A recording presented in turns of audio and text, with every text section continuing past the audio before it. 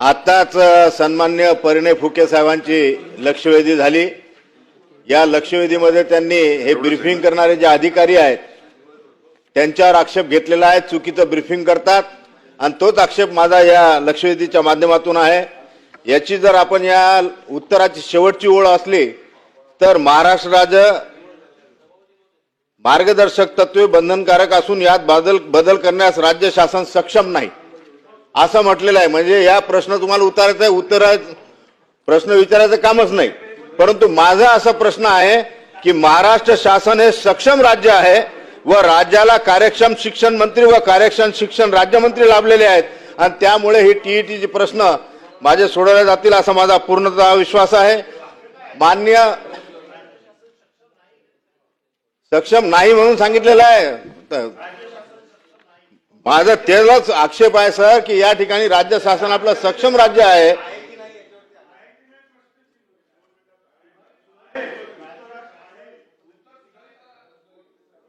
या ठिकाणी सभापती महोदय, या लक्षवेधीच्या संदर्भात बालकांचा मोफत व सक्तीचा शिक्षणाचा अधिनियम 2009 यातील नियम 23/1 नुसार मान्य सर्वोच्च न्यायालयाने दिनांक 1/9/2025 रोजी 1 ते 8 पर्यंत शिकवणाऱ्या शिक्षकांना टीईटी परीक्षा ही अनिवार्य केलेली आहे।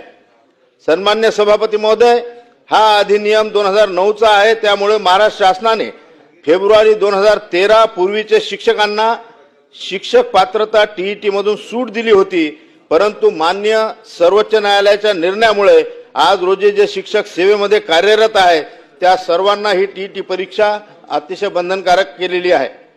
सन्मान्य सभापती महोदय, शिक्षकांना शैक्षणिक अध्यापनासोबतच आज शैक्षणिक कामाचा मोठ्या प्रमाणात बोजा आहे व त्यामुळे शिक्षक होऊ पाहणाऱ्या तुलनेत सेवेत असणाऱ्या शिक्षकांना अभ्यास करण्यासाठी आता वेळच मिळत नाही आहे, अपुरा पडतो आहे।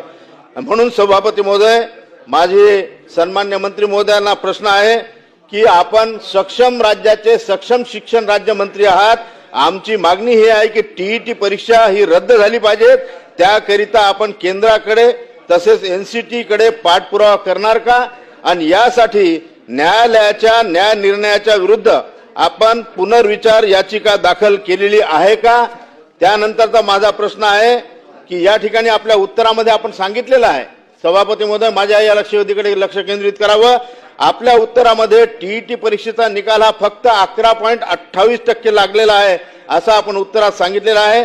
सदर टीईटी परीक्षा रद्द होईपर्यंत माझा प्रश्न आहे, सेवा अंतर्गत शिक्षकांकरिता शिकवत असलेल्या इयत्तेवर आधारित अभ्यासक्रम जे आहेत त्या परीक्षा आपण आयोजित करणार का?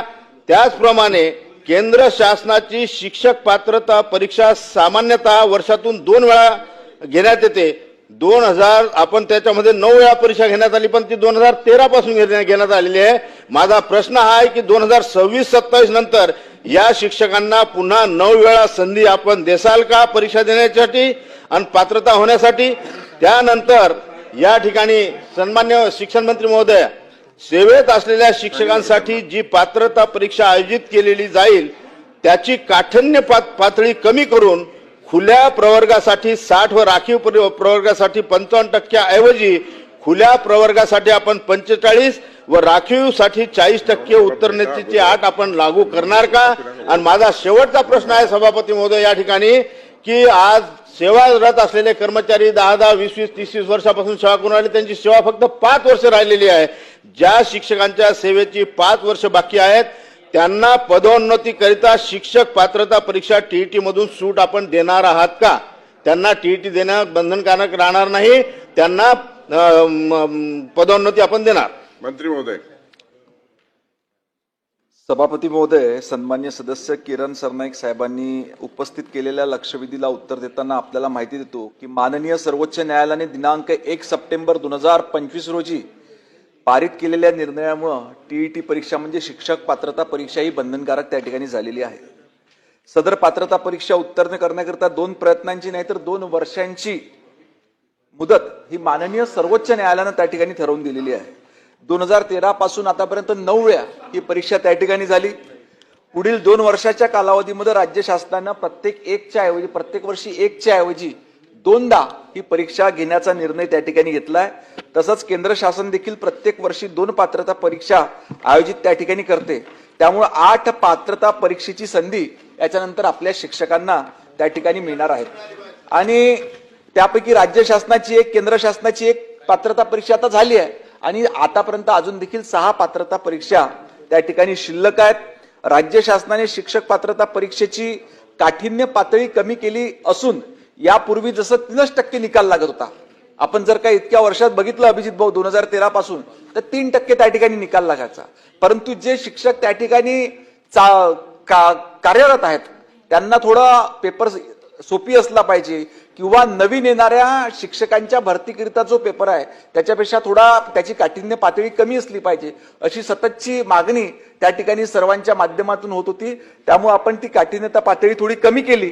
त्याचाच रिझल्ट आता असा आलाय की जो आतापर्यंत 3% निकाल लागत होता तो निकाल आता जवळजवळ 11.28% त्या ठिकाणी गेला आहे आणि जवळजवळ 50,000 शिक्षकांनी ही पात्रता परीक्षा त्या ठिकाणी उत्तीर्ण देखील केलेली आहे. आणि विधी व न्याय विभागाने आपण जे पहिले विनंती केली होती की बाबा पुनर्लोकन याचिका आपल्याला सादर करायची आहे, आपण नागपूरमध्ये तशी बैठक घेऊन शब्द देखील दिला होता.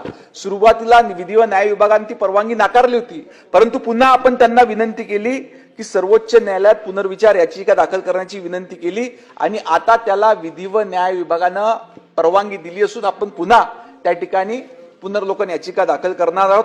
आणि राष्ट्रीय शिक्षक शिक्षण परिषदेच्या मार्गदर्शक तत्वानुसार हे जे आरटी ऍक्ट नुसार राष्ट्रीय शिक्षण परिषदेलाच सर्वोच्च संस्था असून क्वालिफिकेशन जे आहे ही त्या ठिकाणी राष्ट्रीय शिक्षण परिषदच त्या ठिकाणी ठरवत असते.